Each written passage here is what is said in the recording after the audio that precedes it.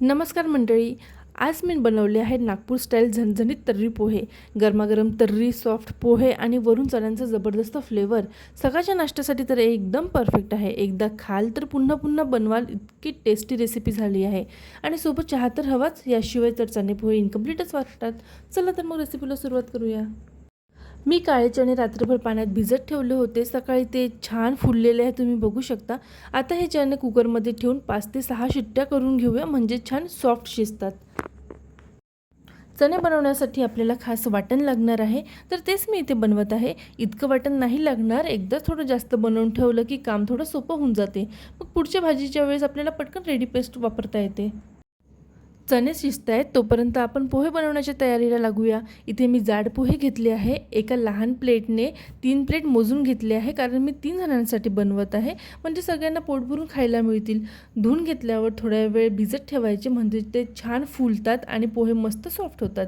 इथे मी 2 मीडियम आकाराचे कांदे घेतले आहे. त्याचे छान लांब लांब आणि पातळ काप करून घेतले आहे, कारण कांदा जितका पातळ कापला जातो तितका तो पटकन आणि व्यवस्थित शिजतो.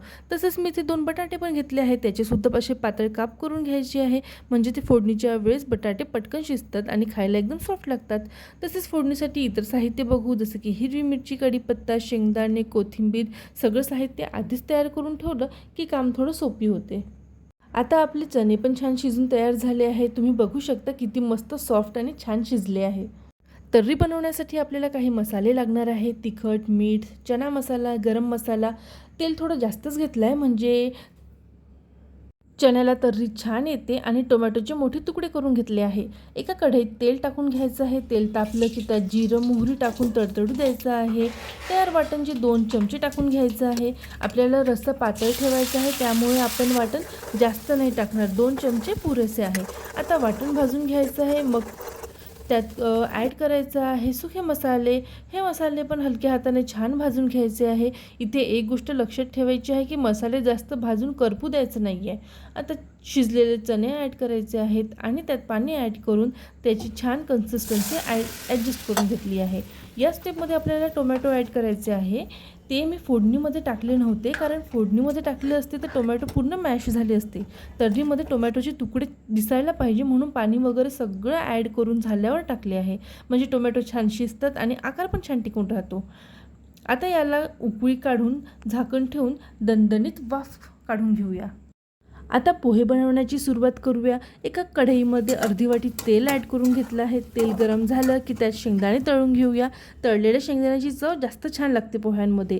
आता हे एका प्लेटमध्ये काढून घेऊया. त्याच तेलात आपल्याला जिरं, मोहरी छान तडतडू द्यायची आहे. मग त्यात टाकणार आहोत कढीपत्ता, हिरवी मिरची. हिरवी मिरची छान तडतडली की मग नेक्स्ट स्टेप करूया. बघा, प्रत्येक घरात पोहे बनवायची पद्धत वेगवेगळी असते. काही जण आधी कांदे बटाटे ॲड करतात आणि मग मिरची, कढीपत्ता घालतात. आता मी बटाटे ॲड करणार आहे. बटाटे लवकर शिजावे म्हणून त्यात हळद आणि मीठ घालून घेते. एक वाफ काढल्यानंतर मी त्यात कांदे ॲड करून घेणार आहे. कांदे ॲड करून झाल्यावर छान मिक्स करून घ्यायचं आहे आणि एक झाकण ठेवून छान त्याला शिजू द्यायचं आहे. 5 ते 7 मिनटात ते शिजून जाणार आहे कांदे बटाटे.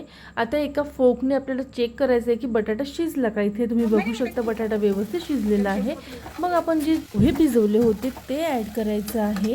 हे भिजवलेले पोहे आपल्याला छान मिक्स करून घ्यायचे आहे. तुम्ही सराटा वापरा पोहे मिक्स करायला, कारण चमच्याने व्यवस्थित मिक्स होणार नाही. आता लिंबाचा रस ॲड करायचा आहे. थोडंसं साखर ॲड केली आहे. आता तळलेले शेंगदाणे आपल्याला वरून टाकून द्यायचं आहे आणि पुन्हा एक वाफ काढून घ्यायची आहे.